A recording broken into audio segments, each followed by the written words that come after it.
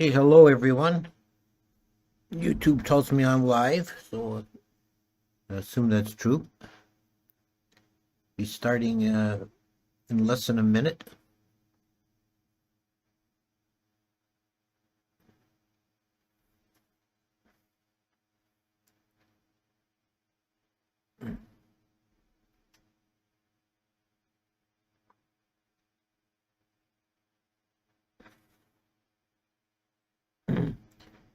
Namo tassa bhagavato arahato sama sambuddhassa. Namo tassa bhagavato arahato sama sambuddhassa. Namo tassa bhagavato arahato sama sambuddhassa. So as I said last week, I want to do a series of introduction to the Visuddhimagga. English translation is Path of Purification. There's a copy. There are several editions have been printed with different covers, so it may look different if you get a hold of one. This is a very important work in Theravada Buddhism. It's sort of the standard summary of the Dhamma according to the tradition of the Theravada. It's also an amazing work of scholarship, and I would say the same thing for the translation. People often find the Visuddhimagga difficult to read and approach because of its highly technical sort of language. You can imagine the difficulties of the translator, Nyanamoli. Nyanamoli was an Englishman who was ordained in Sri Lanka, and he's in the lineage that currently is held by Bhikkhu Bodhi.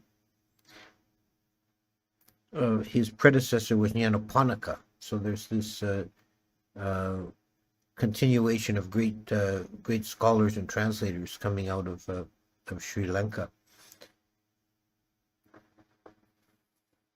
One of the difficulties of translating a work like this is that this is a late Pali.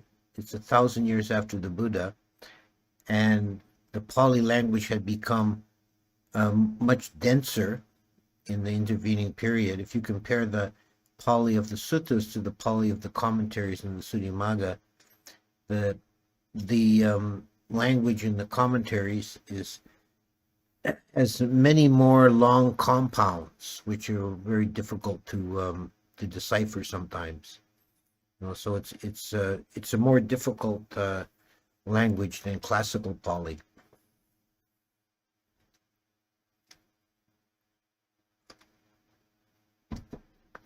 The Visuddhimagga is a highly structured work. It was commissioned by the elders at the Mahavihara as a test for Buddhaghosa to test his understanding of the Dhamma, to see if he was had a deep understanding, and also if he was orthodox, if he was what they call Vibhajavadan. This was a term used in the Theravada tradition at the time to distinguish them from the Sarvastivadins. Vibhajavadan means the school of discrimination, whereas the Sarvastivadins were the school of all exists. So it was, and the big point of controversy, the central point of controversy between the two schools was in relation to time. That the Sarvastivadins said all exists, past, present, and future, and the Vibhajavadins held no. We discriminate a difference between past, present, and future. So that became sort of the hallmark of orthodoxy in the Theravada tradition, if you held to that view. So he was commissioned to write this work and they gave him a stanza from the Samyutta Nikaya that he was supposed to comment on. Uh, here's the stanza. When a wise man, established well in virtue, develops consciousness and understanding, then as a bhikkhu, ardent and sagacious, he succeeds in disentangling this tangle.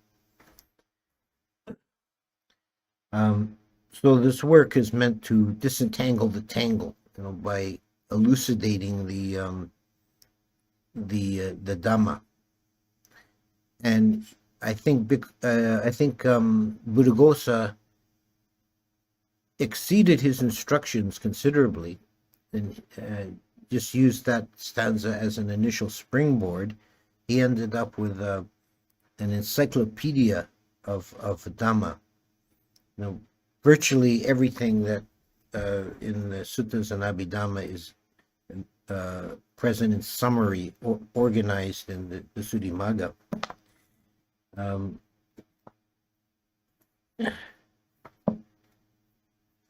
Which runs to, in this edition that I have in English translation, it runs to 743 pages. So it's a considerable work.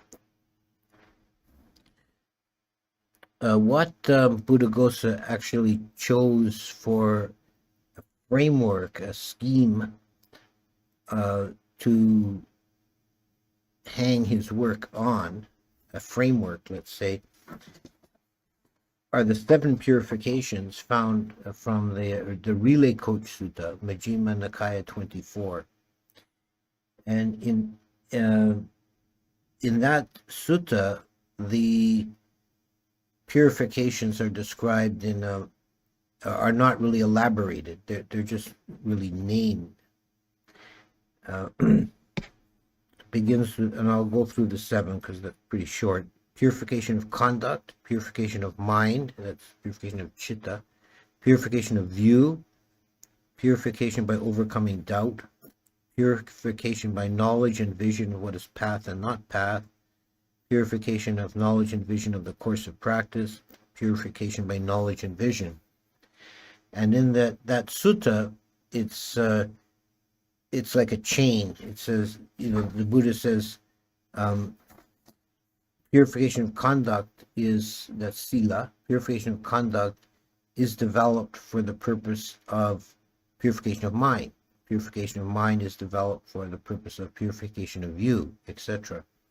So it's a progress of practice.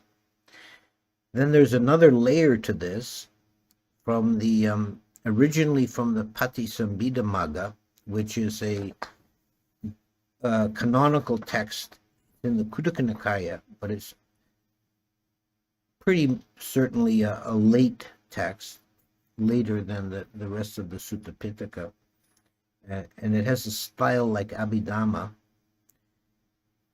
and that lays out the stages of insight and overlays them on the 7 purifications. And depending how you count them, you'll see this list presented in 2 different ways, as 19 stages or as 21 stages. It becomes 21 stages if you include preliminaries of sila and samadhi, purification of conduct and purification of mind. And then the other 19 are stages related particularly to vipassana. Now this scheme, I did a whole series of talks on this. If you look for it, you'll find I elaborate on these 19 or 21 stages. But it was used very much in Burma, and particularly in the Mahasi Sayadaw tradition. And his book, The Progress of Insight, is a very good introduction to this scheme. These are stages the mind goes through in developing vipassana. Now, the use Buddhaghosa made of these lists, and I've pinned a comment in the chat with a link to a basic summary of these lists, so you can check it and reference it to the chapters in the Visuddhimagga. The use that he made of it was to develop various themes of Dhamma.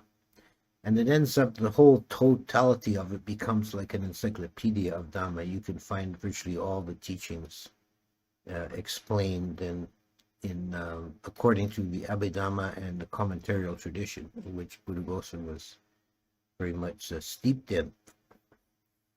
He was, in fact, I mentioned last time, he was the one who produced the Pali commentaries that we have now. They're mostly his work. He was working from Sinhalese translations of old commentaries that predated him. Visuddhimagga was probably the first work that he did, or at least the first one we have surviving. There is mention of another book he wrote that there's no surviving copies of. And it was a very important book in Theravada. So as we go through in the succeeding weeks, I'm going to go through a bit of an introduction to this, to the different sections. I think for a lot of people approaching reading the Visuddhimagga, it can be daunting. It seems very, very dense. But it's a very rewarding to study it, to give you a framework of Dhamma. It covers pretty well the whole gamut.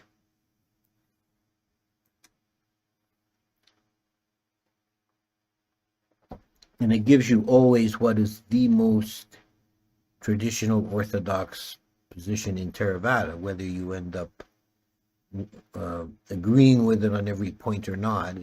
It is the kind of the official doctrine of the Theravada school.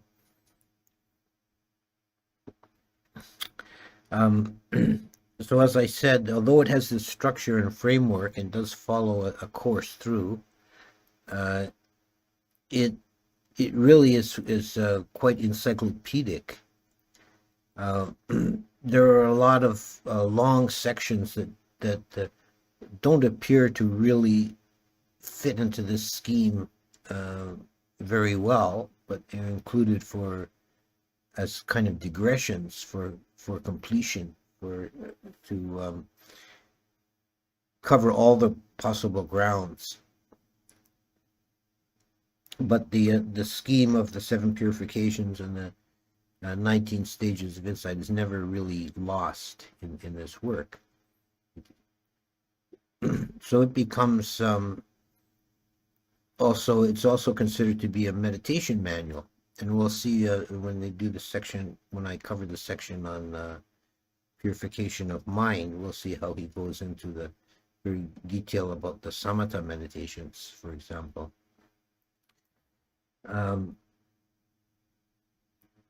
Now, I'll say a few words about the English translation by Nyanamoli and working with the text itself.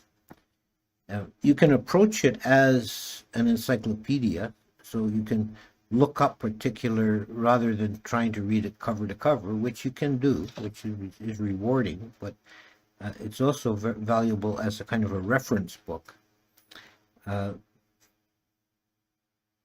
Nyanamoli has included considerable what are called critical apparatus, indexes and glossaries and so on.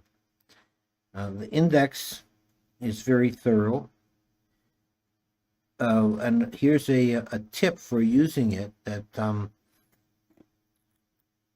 you may find it occasionally you may find it hard to find something in the index, because the index is in using the English words, and Nyanamoli's translations are not always the most standard ones. So he also includes a glossary. It's in Pali. It is in the Indic alphabetic order, which, if you're not used to it, it takes a bit to find things. It's not the same A, B, C, D order as the Roman alphabet, but it's a pretty thorough glossary. And for example, let's say you want to look up the factor of wisdom. You won't find it in the index because wisdom is what is now generally the standard translation for panya. But if you look up panya in the glossary, you'll see Nyanamoli translates it as understanding, and then you can find it in the index easily. And the index is listed not in page number, but in chapter and paragraph number. Now, all the paragraphs in the book are numbered. So this is actually very beneficial because as it's been printed in many different editions, the pagination may be different from edition to edition, but the paragraph numbering will remain the same.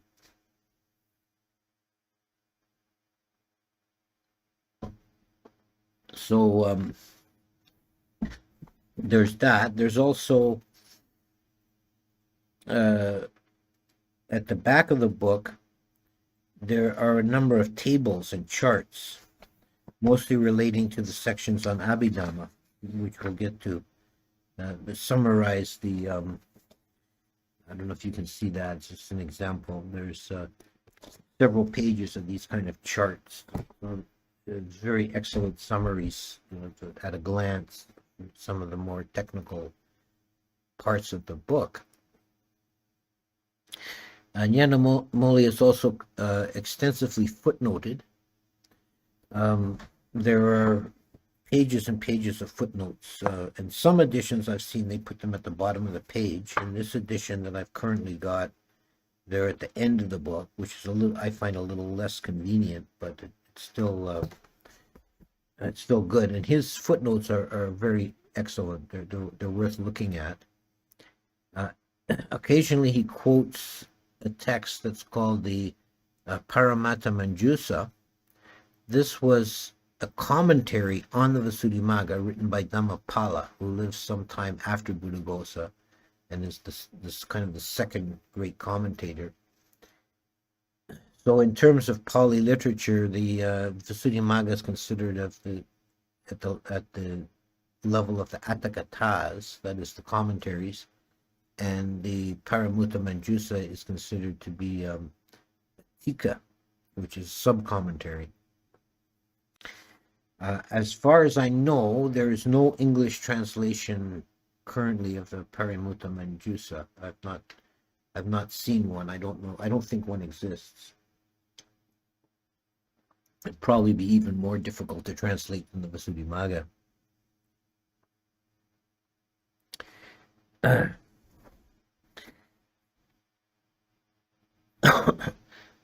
So so we'll see this in the coming weeks. I'll be going through the different sections. Of course, I may do it in terms of the 7 purifications, so it'll be like 7 lectures. That probably is the most sensible way of doing it, following the course of the book.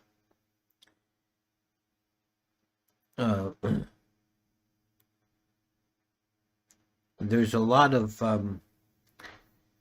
interesting digressions and a sprinkling of colorful anecdotes and stories in the Visuddhimagga. So it isn't all dry technical prose. So I think that's enough for today's remarks, and we'll see if anybody has questions for me on the chat.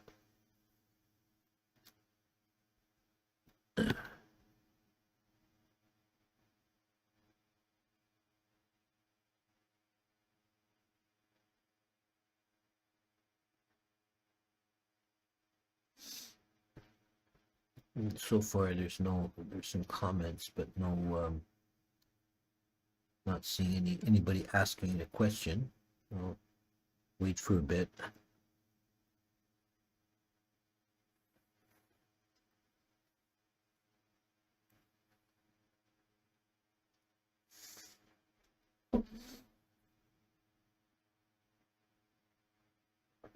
Okay, here we go. Here's the first question.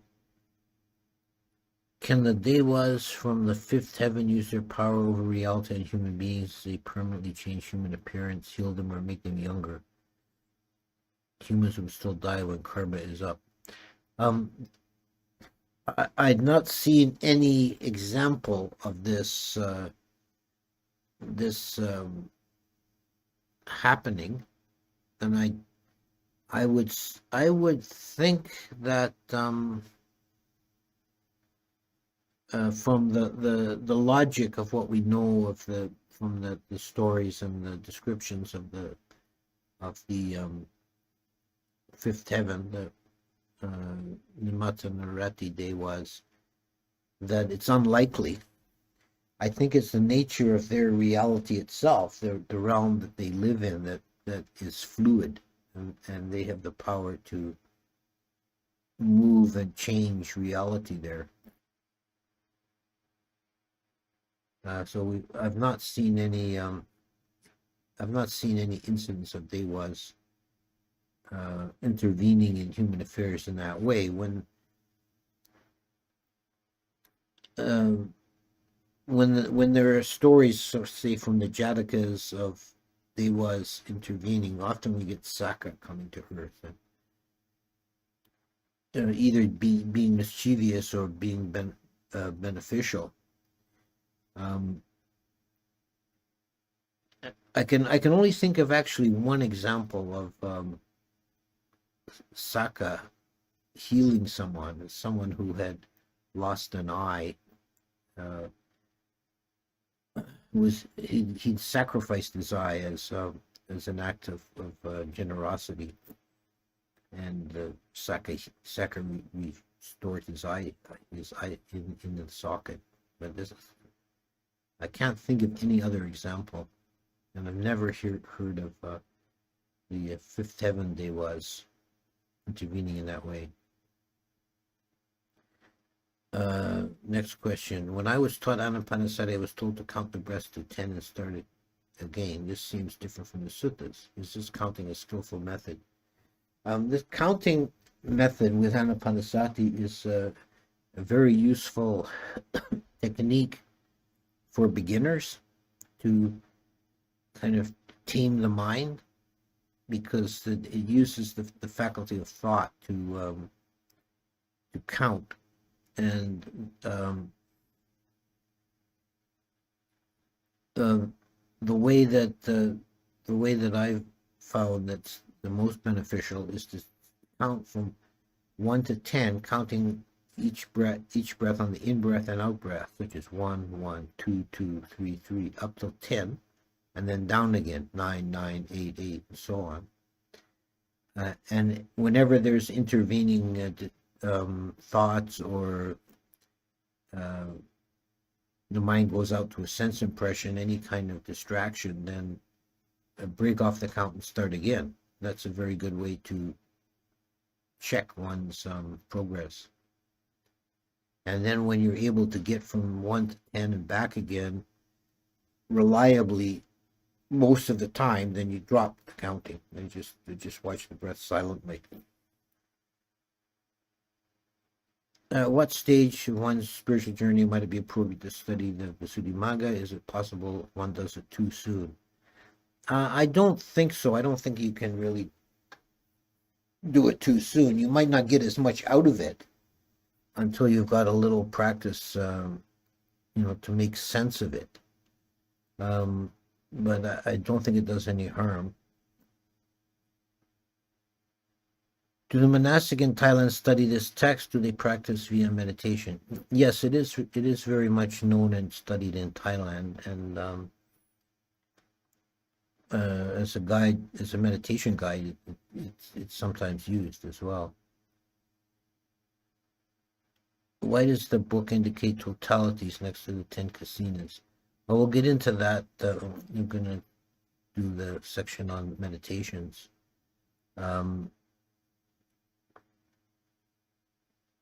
I don't know if there's a particular reason for that ordering.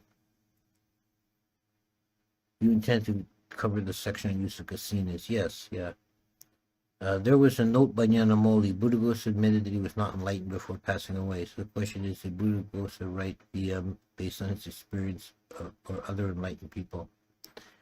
I think he was a scholar much more than he was a meditator, and his work is based primarily on the texts. But he was also, let's not forget, living and working in Mahavihara, and he probably had a actually he probably had access to conversations with many enlightened bhikkhus there. Can you talk a little bit about the sound of silence? Yeah, this is the sound of silence is a meditation that I know Lungpa Samedo has taught in the past extensively. It's given that the topic of this series of talks, it's not one that's found in the Visuddhimagga. It's not one of the 40 objects of samatha listed by the Visuddhimagga, but it is a practice that many people find very beneficial as an alternative to anapanasati. You can find with the mind, you can find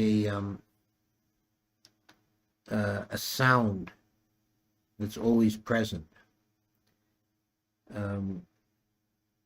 If you have difficulty finding it,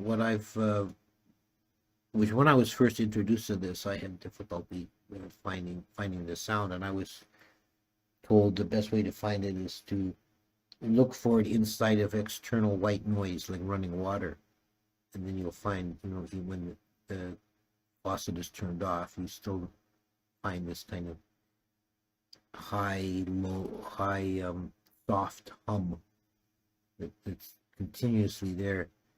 You can use that as an object of meditation. There are different theories about what this sound is. Some people think it's just some kind of defect in the auditory system of humans. Some take a more exalted view and say it's the music of the spheres, a cosmic sound, or who knows. It doesn't matter what it is, but you can use it as a focus for samatha.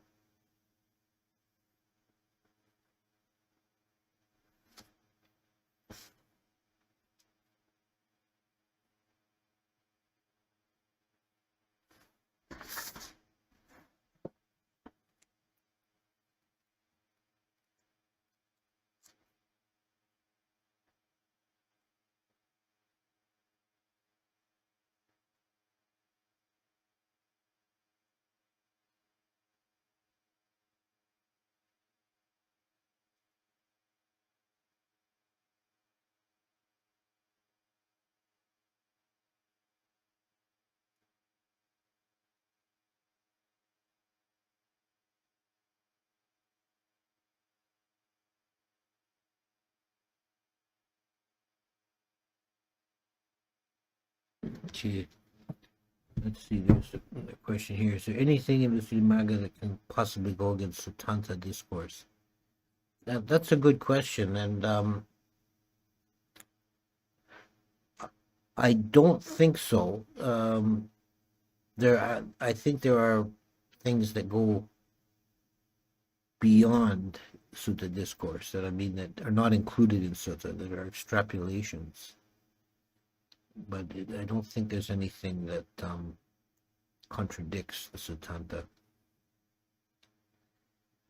Is goodwill more special than other emotions? It seems to me that when the defilements are subdued, the feeling of metta is set free. I'm starting to think there's some kind of primordial force. Yeah, I think metta is the more general of the four Brahma Viharas. It's sort of the base, whereas the next two are specialists. Like specializing on either suffering or pleasure. Metta is kind of all-encompassing goodwill. It's a kind of primordial emotion of universal love. So yeah, I think you're onto something there.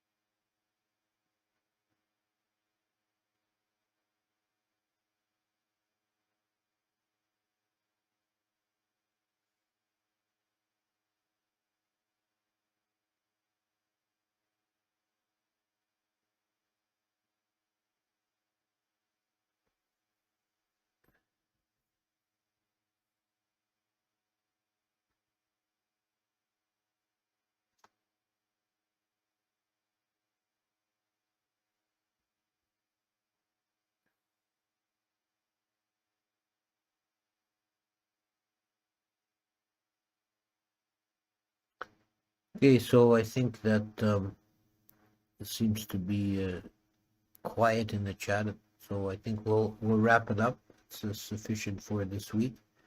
And next week we're going to deal with the first section, which is purification of conduct, the sila. So it's if you want to read along in the text, that'll be chapters 1 and 2.